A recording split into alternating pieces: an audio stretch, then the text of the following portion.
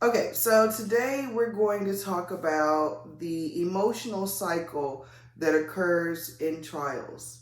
As always, you are my mission, empaths are my mission, and my path is through Christ. Focus.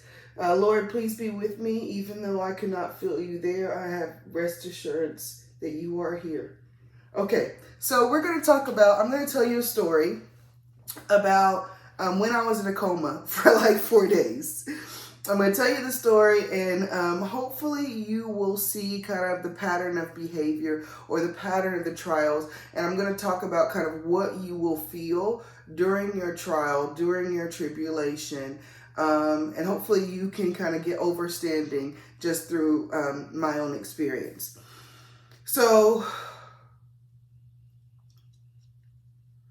I was in a coma for 4 days. Now, I used to snore really, really badly. So I went to the doctor, and this was when I was young. I lived in Dubai.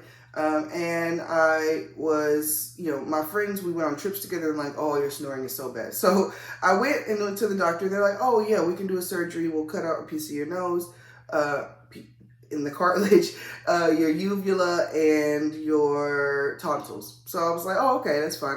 I've had trouble with my tonsils. So no problem. I went to the surgery, and I'm laying on, I have no worries whatsoever, right? I don't know. I never had surgery before. So anyway, I'm on the operating table, and an anesthesiologist comes and he puts on the mask, and he's like, don't worry. This is the same stuff they gave Michael Jackson. Now, this was when Michael Jackson had just passed away, right? It was like real fresh. So it's not some joke about. So he's like, so I say, sorry, I'm flashing back, trauma, let me ground. I say, Michael Jackson dead. But actually I said, because the anesthesia was hitting me, Michael Jackson is dead. And fell into sleep, right? So, I don't know. I don't really recall the surgery that much, but I do remember aspirating, which, they were taking out the breathing tube. Blood went into my lungs. So they decided to induce a coma, for me to heal. Okay. So, I have something called, what my sister called it, Anesthesia Awareness, which I was not aware of, but my father actually had it too. So I suffer from anesthesia awareness. So anyway, I realize that there's nothing but darkness around, right? And I'm sitting there in darkness, and I am freaking out. So the first thing is I'm like, what in the world? Like, there's nothing there. There's just darkness. Now, keep in mind, when they put you or induce you, they tape your eyes closed so you can't see anything. So anyway, I couldn't see anything, so I'm shock and confusion. So then I'm listening to what's around me, and the only thing I hear is like people speaking Urdu or Hindu, I don't know. Okay, so I was in another. So then I'm kind of like, what? I thought I'm in Hindu hell. And so then I'm like, I'm not against my Hindu brothers and sisters, but I was like, oh, I'm in Hindu hell. I'm like, really, God? Like, this is what you chose? They got a bunch of gods. Like, how is that? So anyway, I'm confused, but I don't feel anything. I want to keep in mind the emotions are felt in the body. I wasn't really feeling anything. It was my thoughts. So this is what I was thinking. I'm like, this don't make sense, right? So the first stage is the freak out stage when you go in a trial, right? You are shocked. You are confused. You might be ambivalent. You don't know what to feel, right? You're like, are you here and you there and you here and you there? I wasn't really feeling anything. I was thinking a lot like, what in the world? Like, I'm dead, right? So anyway, you also feel, anger, freak out period, shock, confusion, ambivalence, like you don't know what to feel, going back and forth, and then anger. So after anger, right? So I'm sitting there in a coma, and I was like, obviously, at no point did I understand that I was in a coma. Please keep in mind, there was no logic, reason, or understanding of my situation while I was in my situation. You pick it up what I'm putting down. When you're in a trial, you might not know, okay? You might not know. You might be moved to the second phase, which is acceptance. But this is not the acceptance that is like, oh, everything will be okay. Oh, God provides. Blessed assurance. No, it's not that. It's like, oh, well, I guess I'm dead and I'm in Hindu hell. I'm about to stay here forever. What was I supposed, how was I supposed to know this? So anyway, it's a giving up. It's a numbness where you're just like, I'm here, You don't feel anything. And that is odd too, where you're just like, you know what? The world is garbage. Everything garbage. Let's just all be garbage. So it's kind of, so this first stage is freak out. Second stage is where you kind of like, you just give up the battle, right? You just like, this is where I am. This is where I'm always going to be. You Eeyore. I was talking to one of my friends and we were talking about, we are both in our same, kind of a similar trial. And, when someone asks you how you are and you're like, how's anybody? That type of thing where you're just like, you're done, right? So anyway, the stage 3 is the hardest stage for me. And this is when it's time to sit in it. Now, when you're sitting in it, you can be cynical, which is kind of a negative perspective. But this is the time where you sit and wait on God, and you may not feel his presence, which is odd for me because as an empath, I see God everywhere. And when I'm in this sitting and waiting period, sometimes I do not hear his voice. It's the worst part for me is waiting. I don't know how to wait patiently.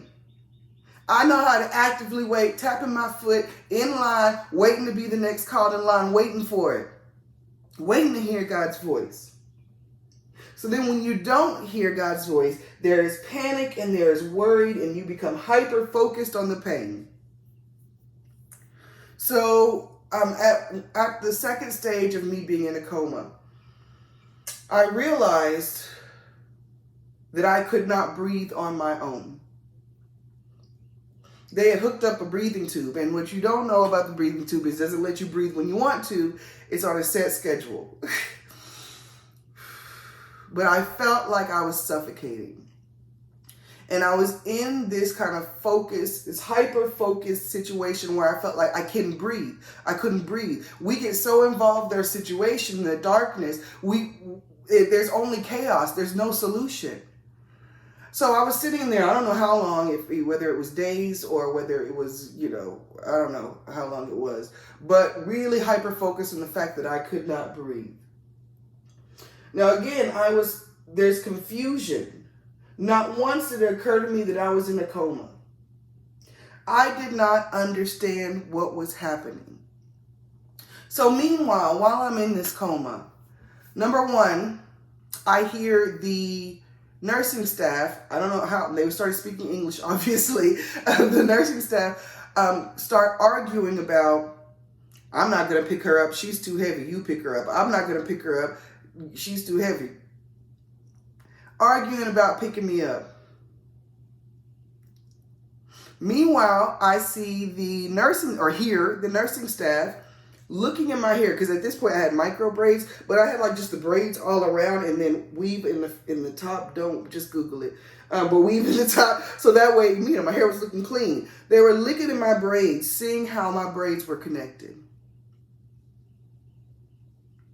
Meanwhile, although no one could hear me, every single needle prick, every single time that nursing staff searched for a vein, y'all, I felt it and I could not move.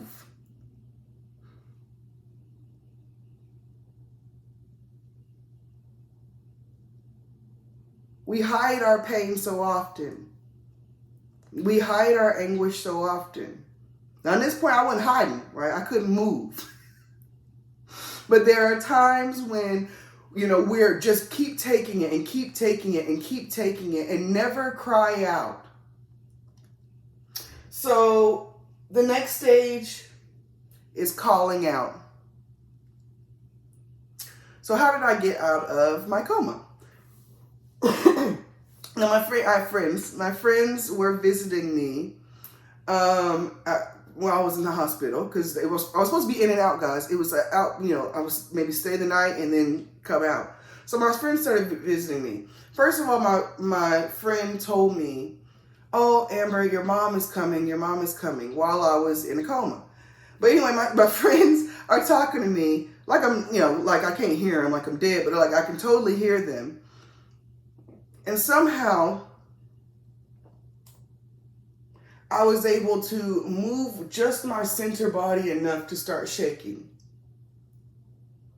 Somehow I was given the power to move my body enough to say, and coincidentally, it was my Christian friend who said something.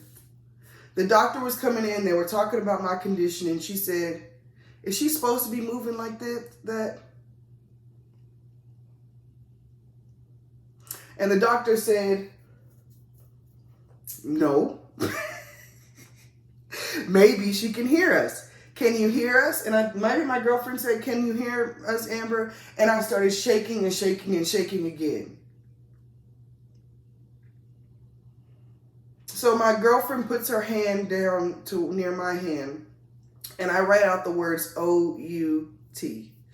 And then she's like, "Oh no, Amber, you're gonna get out. We're gonna get out. You gotta recover sometime." And I was like, "No, out." And that's what I wanted the breathing tube out so I could talk. Now, once they took out that breathing tube, the words that I said were not holy.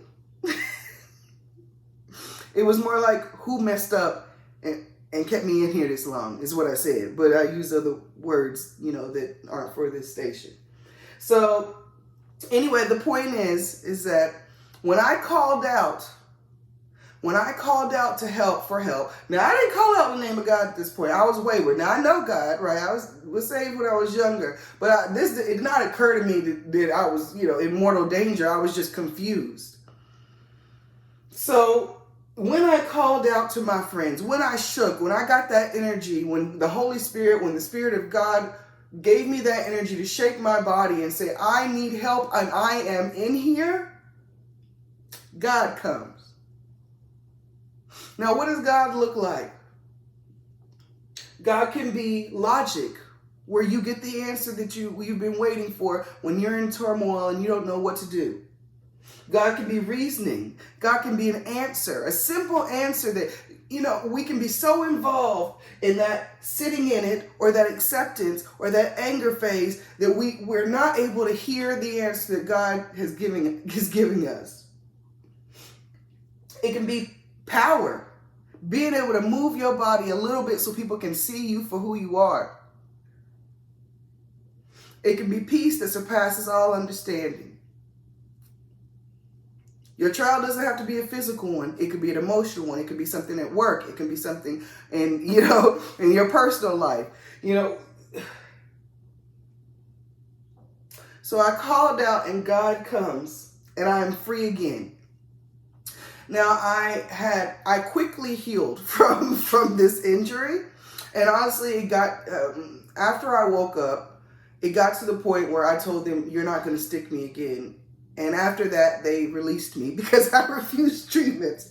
Okay, now that is not to say I'm against doctors, because I'm not. I'm pro wisdom, pro medical, people. I'm very pro. And so anyway, we're gonna go into the cycle now. The cycle, because this has happened to me a couple of times again. So I told this story to an empath friend. We were talking about something else, sleep paralysis or something like that. And she told me this story is horrible to tell. But I'm a natural storyteller. So after something kind of ends, I think, this is going to be a good story, right? So when something bad happens to me, I think, ooh, wait, this is a good story. But not while I'm in it, y'all. Not while I'm in it. It's not funny. So this is just kind of a note, because she was like, why is this is scary? And I'm like, no, there's joy because I'm alive.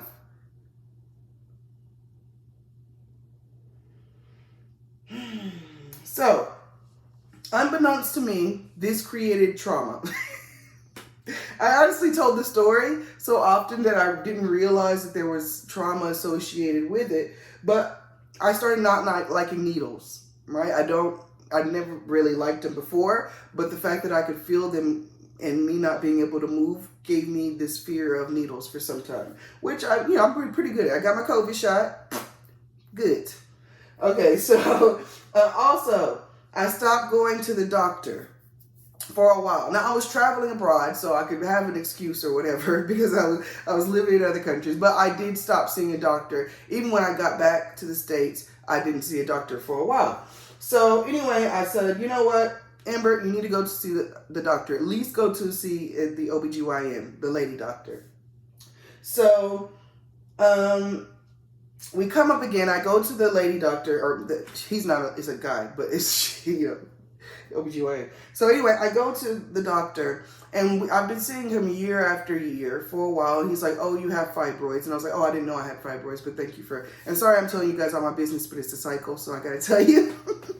Anyway, I said, okay, and each year we kind of watched it, but he never really provided any treatment or never really provided an answer or something that was non-surgical. He just said, at a certain point, we need to do the surgery to remove these. Now, I've kind of been neglecting my health along with going through a spiritual battle of work. And once I kind of had given up on work, then it was like, okay, let me take care of myself. So I went to the surgery, and the doctor said, he called me into the office, and then he said, you know what, we're going to, let's think about scheduling the hysterectomy. Now, hysterectomy is not a removal of the fibroids. A hysterectomy is the removal of all my reproductive area. And he said something like, don't worry, we'll leave your ovaries. Now, again, the cycle. Freaking out. I'm shocked. I'm crying hysterically. I'm shocked. I'm confused. I don't know what to feel. And I am angry. Stage 1. Stage 2, acceptance, giving up. Maybe I don't need to have children. And keep in mind, you need to seek a second opinion. So I don't want you to misconstrue anything I'm saying, okay? But this is my own emotional state, my own cycle. So it's a numbness, and I'm just like, okay, well, whatever. So at that point, acceptance, we move into sitting in it. Now, while you're sitting in it, you could go back to freaking out. You could go back to anger. You could go back to numbness, not knowing what to feel. But I'm sitting and I'm waiting on God. And like I said, this is the worst part. This is stage 3. Now, at this time, I don't know what to do. I don't feel it's the right decision for me to get the surgery. Feel discernment. But when I feel something, I seek wisdom from others. So I talked to my sister. I called my sister and I'm like, you want me to get a hysterectomy? And she said, oh, hell no. Right? So then we're talking and working out, and she's also empath, so we're both feeling the same way of upset. And then she gave me the number to a doctor who specialized in fibroid embolisms in Atlanta, right? If you need it, send me an email. So anyway, I saw him, and when I saw him, he was like, yep, this is not the first case. I actually know your doctor. I don't know why he didn't refer you to me. Not the worst case I've seen today. Come on in. Now, that was a part of the decision-making process to take care of myself.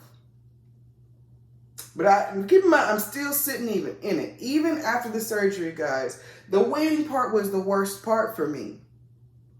I'm in so much pain that I'm like, God, why don't you just let me pass out? Why don't you just let me sleep? It's kind of, you can be so hyper-focused on the pain, but I was in a lot of pain. So again, that was part of the healing process, though. This was a part of the healing process. And then after my surgery, I healed, right? Gave myself time to heal. Then I felt free again. And y'all, I'm free, indeed, without these cramps and all this stuff happening. So, that's bad. Okay, so then, again, unaware that I had the trauma, but in the fibroids case, the fibroid surgery, After I went through this cycle of trials, I realized, skip giving up. Like, giving up is less of an option. There is a way. Now, that doesn't mean that there isn't doubt, but there is a way. Okay, so next time, we're going to go into the hand surgery. So now, when you think about the trials, when you think about the tribulations, understand that it's cyclical, right? There'll be ups and there'll be downs. There'll be good and there'll be bad. So recently I told you guys I hurt my hands, and I thought, oh, they'll heal, but it's been a month and they haven't healed, so I went to the doctor. And the doctor said, oh, you need surgery. And honestly, for some reason, while he's doing the exam, I'm laughing, and it could just have been discomfort or the nerves or whatever. But he was like, you need surgery. And again, freak out. What? Surgery? Shock, confusion, not knowing what to feel, anger. Now, in the midst of this, the doctor left after telling me I needed to do surgery and get some testing. And then at this point, I actually called the nurse back in there, and I asked her, what am I supposed to do with the pain right now? I need to do something. I need to, I need some relief. And the nurse called the doctor in, and he said, well, do you want something for the pain, or do you want something for the swelling? And I looked at my hands, and I'm still confused, because it's like, I got to choose one. No choice seems right. Confusion, right? So I choose the pain, because I don't want to be in pain. And I go in, and so this is where I'm at right now. I don't know what to do. I don't know what to do, and I'm in the same trial I was in before, and I'm in the same trial as I was in before. Now, something that I did do, which I had to undo, was write a really nasty review on the place that I went to recently, the hand surgery, and I recently had to remove that. And the point of that was, it has nothing to do with the people. This is your trial, and a lot of times I can feel like a victim or a crusader. And I'm not saying I don't need to write something, later, but that's not the point. It's to be angry with the doctor, right? Even if his bedside manner is not the best. So don't focus as less on the people doing it to you, right? They're doing this to me. That is not the focus. Understand that you will never be too holy to feel a trial. You will never be too holy to feel a trial. Now, I was watching a documentary recently about some monks that were on this island off the coast of like Greece or something, Athos or something. Anyway, one of the monks were the fathers. He was talking, and he was talking about how he works to control his emotions or his thoughts, right? Watching his thoughts, and he also is working to avoid depression, right? To defeat depression. And I realized, oh, he's going through the same thing I am. We are all going through the same thing. None of us is too holy to feel a little pain. You're supposed to feel pain, and you're supposed to feel doubt. This is part of the journey. Now, I don't doubt God. I doubt myself. But understand that you have not failed because you feel bad. You have not failed because you feel bad. Because feeling bad, your sense is the point. Now, I have no hope to give you right now. I don't have it to give y'all. But I do have some assurances. Number one, God was there for me while I was wayward. When I got that surgery, He was there for me. God was there for me in the past. God was there for me while I was suffering. During the fibroid surgery. After the fibroid surgery. When making the decision and providing the wisdom to get the fibroid surgery. And the last assurance is God will be here for me now, for you now, for us now.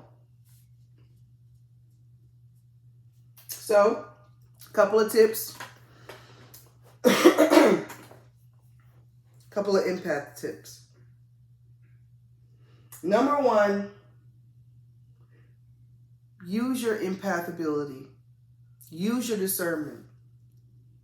But if you can't use your discernment, which I cannot do, when I'm in a trial, the heart is deceitful among all things, and I don't know which way to go or which way I'm feeling, there's a reason for it. No cheatsies. Now, what do I mean by no cheatsies? Guys, we get a lot of discernment. We get a lot of feeling that guides us. The feelings guide us to the right direction. People who do not have discernment don't get those feelings to guide them many times. We have a gift of, in our normal everyday life, being able to follow our hearts. But when we are in a trial, we like everybody else. So there's a reason why no cheatsies, but if you can use your discernment, go ahead and use your discernment. But even then, I can't trust the right thing to do because I thought it was right for me to send that nasty email or write that nasty review, but it wasn't right? I was doing what was right in my own eyes. So the discernment is a helps gift. That's the second one. So if you say, oh, I don't know what to do, normally I know what it feels like to do. Yeah, because you can't practice the helps gifts on yourself. Okay, you need to ask for help. When you're in a trial, you need to ask for help. You need to ask for wisdom. You need to talk to your Christian friends. You need to call out to God. And if you don't answer, the silence is intentional too.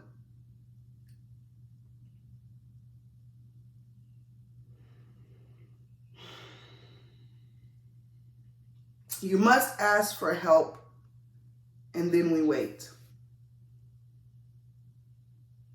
Now, some human tips. I don't know why I put human tips, but that's what I feel like there are. Rest as often as you can, guys. Get some sleep. And because you know what? The darkness will take your sleep. So take some time, take some naps. I have a girlfriend who was like, I left work early, I need a nap. And I said, good for you, take care of yourself.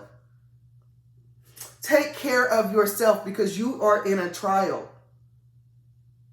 Acknowledge when you're in a trial and stop trying to help everybody else during this time. Don't give no advice. When you are waiting for answers, don't give no advice, especially when the trial is the exact same. Focus on you. Take care of yourself. Wishing you love, light, and guidance through the Holy Spirit.